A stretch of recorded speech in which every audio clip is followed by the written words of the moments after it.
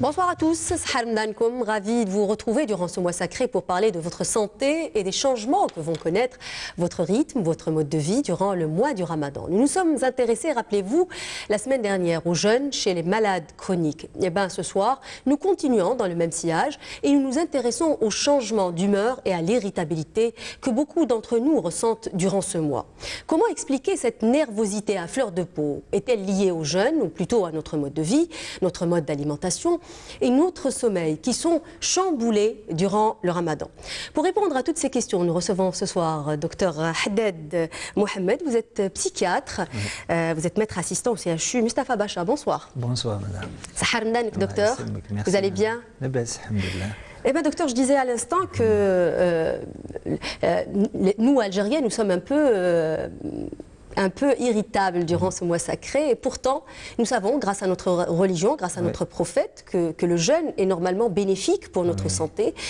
Aujourd'hui, plusieurs hôpitaux en Europe utilisent le jeûne comme une thérapeutique pour plusieurs maladies. Pour notre corps, c'est prouvé aujourd'hui donc que le jeûne est bénéfique, c'est une détox pour le foie, c'est une période de repos pour le pancréas ou l'estomac. Alors est-ce que pour notre mental, c'est aussi bénéfique? Ah oui, c'est la période où on est plus serein, où on est plus concentré. C'est la même chose, mais je dirais c'est la même chose sur le plan organique ou psychique, ils sont reliés. Oui. Ça, c'est en théorie, en finalité, me diriez-vous. Le Ramadan est un mois de piété, de sérénité. Alors, est-ce que cette nervosité n'est pas tout simplement une mauvaise compréhension de la religion? Puisque c'est censé être, comme vous disiez à l'instant, que c'est censé être un moment de spiritualité, de méditation, de maîtrise de soi. Mais chez nous, on a plusieurs facteurs. Surtout en Algérie, on a beaucoup de gens qui prennent du café ou ils prennent des substances, des substances stimulantes. C'est avant le Ramadan. Si on ne fait pas le sevrage ou on ne diminue pas les substances, c'est au début du Ramadan, on est irritable, on est très nerveux. Au début et à la fin aussi, pas uniquement au début. Hein. Parce que quand même c'est un jeûne qui s'inscrit dans la continuité. Ah oui, pendant 15 heures, sans café ou bien sans tabac, c'est très difficile pour les gens qui sont addicts à ces substances, c'est ça. Vous êtes en train de dire en fait qu'un jeûne serein nécessite une préparation. Ah oui, il faut au moins 2 semaines avant le Ramadan, on diminue les substances qui sont addictogènes telles que le tabac, le café, je dirais même les sucres. Et il faut diminuer un peu les aliments qui sont très très riches. Très riches en gras, c'est ça. Oui, de toutes les manières, ça existe déjà dans notre religion, puisque le prophète a jeûné avant le Ramadan, durant Shaban. Oui, absolument. C'est comme une période de préparation. De préparation, oui. Mais il y a des personnes aussi qui sont un peu dans l'anticipation anxieuse, qui sont irritables même avant le début du mois du Ramadan, n'est-ce pas? Ah oui, il y a beaucoup de gens qui sont... il suffit longtemps Ramadan, c'est l'anxiété, c'est la peur de ces céphalées, qu'il va jeûner pendant 15 heures, c'est côté psychique, c'est ça. Est-ce qu'on ne tombe pas aussi dans la facilité? On a tendance à tout mettre sur le dos de Ramadan. Quand on gaffe, quand on s'énerve, on dit « Ah, je jeûne ». C'est aussi un peu tomber dans la facilité. Ah oui. Normalement, c'est le problème, il est chez nous. C'est pas Ramadan. C'est nous, il faut se préparer psychiquement et en même temps sur le plan physique. C'est ça. Il faut pas... On va y revenir. Je vous propose juste de regarder un reportage qui revient justement sur cette irritabilité durant le mois sacré. C'est un reportage tourné par Farida Ben Meslim. Regardez. Colère, agressivité, irritabilité, ce sont là quelques mots que nous reconnaissons et que souvent nous nous trouvons confrontés à ces sautes d'humeur. En effet, certains jeûneurs vivent mal le mois de Ramadan et s'emportent facilement. Tous les gens qui jeûnent ont cette part d'irritabilité dans leur comportement. C'est très fréquent, ça se manifeste de plusieurs manières, soit une nervosité, soit une irritabilité, ça peut aller parfois jusqu'à une agressivité envers autrui. Et donc de la violence. De la violence. Il peut y avoir également des manifestations intestinales, digestives, c'est le fameux côlon irritable. Mais alors, existe-t-il des facteurs qui prédisposent à cette irritabilité, qui auraient peut-être une relation avec quelques habitudes non autorisées durant le jeûne, comme certaines substances addictogènes? Les causes, bon, elles sont multiples. Bien sûr, il y a l'hypoglycémie, encore que une personne normale peut supporter un jeûne et ne pas subir donc cette hypoglycémie. Il y a les troubles ioniques, c'est-à-dire la déshydratation. Oui. Mais en fait, et surtout je dirais, c'est le manque de sommeil d'une part, et surtout le tabagisme et la prise d'excitants, en particulier le café et le thé. Le fait de s'arrêter brutalement crée un syndrome de sevrage. Et ce syndrome de sevrage se manifeste par à des manifestations neurologiques, en particulier donc cette irritabilité, voire même une agressivité. Quelles sont les mesures à prendre pour passer de bonnes journées de jeûne, sans boire ni manger, mais surtout sans s'emporter? Tout est une question d'organisation et de prévention, je dirais. Il est connu, les grands fumeurs le savent, qu'il faut toujours essayer d'arrêter au moins une semaine, alors pas d'arrêter, au moins de réduire la consommation de tabac au moins une semaine avant le ramadan pour que l'organisme s'habitue au sevrage des quelques heures de la journée. Il en est de même pour la prise de café et de thé. On conseille toujours aux gens de boire énormément pour bien s'hydrater, ne pas subir donc ce qu'on appelle nous des problèmes ioniques, des baisses de sodium, etc. Et je dirais aussi quelque chose qui est très important et qui est vraiment le grand problème durant le ramadan, c'est le manque de sommeil. Il faut essayer de garder un rythme de sommeil normal. En pratique, jeûner sans être irrité, c'est possible. Faudrait-il peut-être juste penser à avoir une bonne hygiène de vie? Alors on a vu un vrai reportage donc, qui détaille un peu les facteurs de risque. On va y revenir de toutes les manières. Mais juste avant, j'ai envie de prendre une question qui a été postée sur la page Facebook de l'émission et dans laquelle un de nos téléspectateurs demande si la nervosité est propre aux Algériens en finalité. Je dirais qu'elle n'est pas spéciale pour les Algériens, mais le Nord-Africain, ils sont connus par leur irritabilité, c'est ça. Mais ce n'est pas propre pour les Algériens. Oui, en fait, c'est tout ce chamboulement. Ah oui, c'est le changement. Il y a une sorte de conditionnement, en finalité, le fait de sortir de sa zone de confort nous met dans cet état d'irritabilité. Ah oui, il y a des gens qui présentent des troubles de l'adaptation, c'est ça. Ils changent de vie, ils changent carrément le sommeil, la nourriture, les produits toxiques qui diminuent rapidement. C'est ça, c'est le changement qui fait l'irritabilité chez les personnes qui prennent surtout beaucoup de substances toxiques. Oui. Et pour revenir un peu aux causes, justement, vous parlez des substances toxiques comme le tabac ou autres. Le thé, le sucre. Alors, quelles sont véritablement les causes de cette irritabilité? Est-ce qu'on les connaît? On incrimine en premier le sommeil, on l'a vu dans le reportage. Ah oui. Oui. Les gens, dans la période du ramadan, ils changent carrément le cycle du sommeil. Normalement, un être humain, il faut qu'il dort entre 6 à 7 heures. Chez nous, en ramadan, il dort 1 à 2 heures. C'est pour ça qu'il y a des manifestations telles que l'anxiété, l'irritabilité, la personne elle se plaint des céphalées, de manque de concentration. À quelle heure il faut dormir, par exemple quelle est la limite? Aujourd'hui, on mange, durant ce mois du Ramadan, on mange aux alentours de 19 h. Par exemple, il faut dormir à quelle heure? Il ne faut pas dépasser quelle heure? Il ne faut pas dépasser 11 h. Oui. Il faut au moins. C'est un peu difficile quand même de dormir à 11 h. Oui, mais c'est important. Il faut dormir à 11 h pendant au moins 6 h jusqu'à 7 h. Oui. Et après, on peut faire une petite sieste dans la journée qui dure au moins une demi-heure, entre 1 heure à 2 heures. Quels sont les signes d'un mauvais sommeil, de cette dette de sommeil? C'est-à-dire, à quel moment on va savoir que véritablement on manque de sommeil, qu'on a une dette de sommeil? On est irritable, on a des maux de tête, on est mal concentré dans au travail, par exemple, ou à l'école. On est un petit peu anxieux, c'est ça. On a même des gens qui expriment des palpitations, des sueurs, ils ne se sentent pas bien. Oui. Ça, c'est au bout de combien de temps? Ça ne va pas apparaître les premiers jours? C'est 4 à 1 semaine. Oui. C'est dangereux surtout parce que c'est un jeûne qui s'inscrit dans la continuité?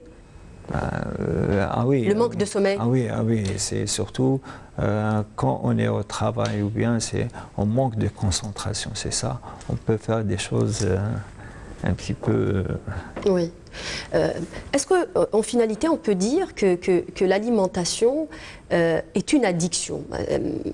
Parce qu'il y a eu des études qui ont été faites sur le sucre particulièrement, où on a prouvé que le sucre était aussi addictif que la cocaïne, par exemple. Comme le tabac. Est-ce qu'on souffre vraiment du manque des aliments? Ah oui, des gens qui sont à jeûne pendant 15 heures sans sucre, ils souffrent, ces gens-là. C'est comme une personne qui prend du tabac, presque c'est la même chose. C'est le sévrage brutal qui souffre. En général, les patients qui présentent cette irritabilité. Oui, et c'est la même partie du cerveau qui va souffrir. En temps d'addiction, on parle de la partie qui est responsable, par exemple, de la prise de décision ou des émotions. C'est la même partie du cerveau qui va souffrir quand on mange pas. Les cellules nerveuses, elles consomment les sucres, c'est ça. C'est leur... Le cerveau se nourrit de sucre. Ah oui. C'est pour ça qu'on a cette diminution de concentration, on n'est pas bien, on est tout le temps fatigué. Oui. On a vu aussi dans le reportage, mais peut-être devrions-nous y revenir parce que c'est important. Est-ce que le ramadan est l'occasion justement de changer ses habitudes, d'abord alimentaires, et puis ses habitudes d'une manière générale? Par exemple, est-ce que c'est l'occasion d'un sevrage tabagique? Oui, c'est l'occasion de diminuer le nombre de cigarettes. On fait le carême pendant 15 heures. C'est l'occasion de diminuer. Il y a des personnes qui prennent jusqu'à 1 paquet par jour. C'est l'occasion de diminuer le tabac. De diminuer ou d'arrêter complètement. C'est mieux. Normalement, il faut arrêter, mais il faut arrêter, comment dirais-je, à des doses. Graduellement? Graduellement, c'est ça. D'accord. Et il y a un autre... j'ai envie de dire une autre addiction qui est propre à nous peut-être et dont nous souffrons durant ce mois, notamment la caféine. Alors, combien de café devrions-nous prendre déjà durant ce mois pour ne pas en souffrir peut-être en soirée, pour ne pas vraiment sentir? Comment on peut s'adapter? On prend on prend au moins un petit café léger le soir. Un seul? Un seul, ça suffit. On a tendance à tomber dans l'exagération parfois. Chez nous, il prend 2 à 3 cafés, ça va, c'est un peu... Il va perturber son sommeil, c'est ça. Et le café décaféiné, par exemple, est-ce que ça peut être une bonne idée? Oui, elle est moins addictogène. Oui, je préfère le café décaféiné, c'est mieux. C'est pour diminuer un petit peu l'addiction au café. Oui.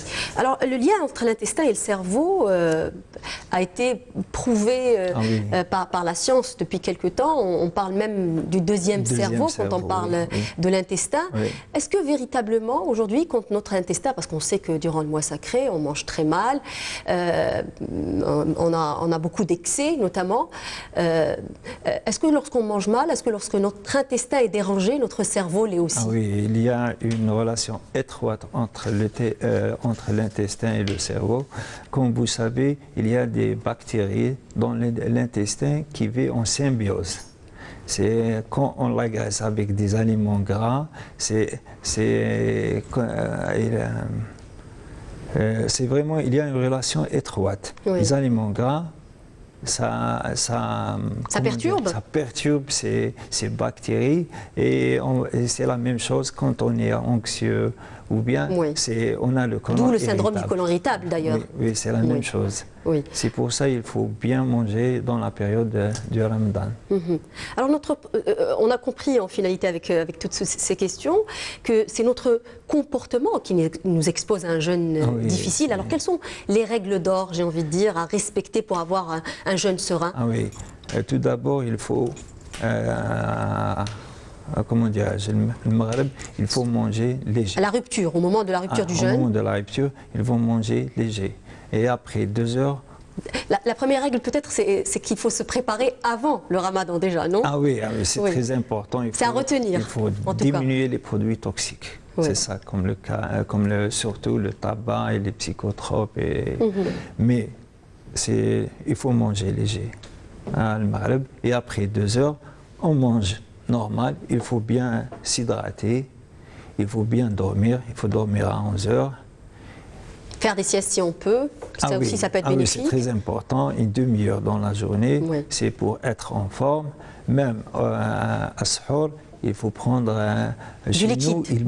C'est un deuxième repas. Alors qu'il faut préférer quoi? Par exemple des aliments gorgés d'eau, par exemple, des fruits comme des fruits, des jus, c'est bien.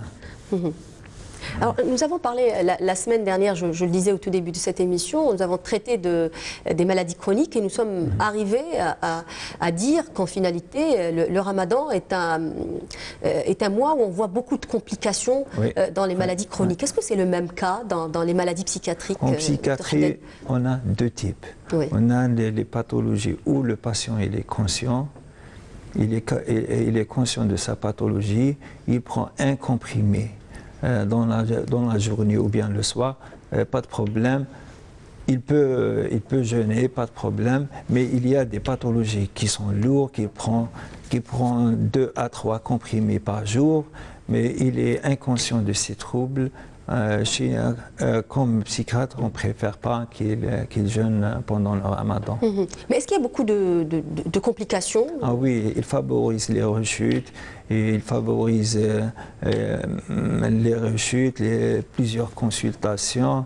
C'est un facteur. On ne préfère pas chez les patients qui ont des gros troubles, des gros pathologies psychiatriques de faire le jeûne en ramadan. Et en finalité, est-ce que ces malades sont disciplinés? Parce que véritablement, le vrai problème, c'est que c'est l'éducation thérapeutique. Est-ce que dans la psychiatrie ou la psychologie, les patients sont plutôt disciplinés? Est-ce qu'ils respectent quand on dit qu'il ne faut pas jeûner? Ça dépend de l'insight du patient. Est-ce qu'il reconnaît le caractère morbide de ses troubles? C'est ça. Oui. Ça dépend de l'insight du patient. On a comme les patients dépressifs ou bien il reconnaît les troubles, mais un patient qui présente une psychose chronique telle que la schizophrénie, en général ils ont un mauvais insight. D'accord. C'est-à-dire il ne reconnaît pas le caractère morbide de ces troubles. Ok. En tout cas, c'est l'occasion peut-être de rappeler encore une fois que c'est très important de consulter son médecin, quoi qu'il en soit, important. pour justement être autorisé ou pas. Ah oui, c'est très important. Il faut avant Ramadan, avant le mois sacré, il consulte et il voit son médecin traitant. Vous les voyez à quelle fréquence? Vous les voyez à 2 mois, par exemple, avant Ramadan? Ça dépend. Comment ça se passe? En psychiatrie, c'est chaque mois, on fait notre patient, ils font des consultations. Mais surtout, il faut bien expliquer aux patients et à la famille. Et à sa famille aussi, parce que c'est un acteur très important. Très important. C'est pour ça qu'il faut privilégier la monothérapie chez les dépressifs. Ils peuvent jeûner. C'est-à-dire un seul traitement. Un seul traitement le soir, ça ne gêne pas le patient.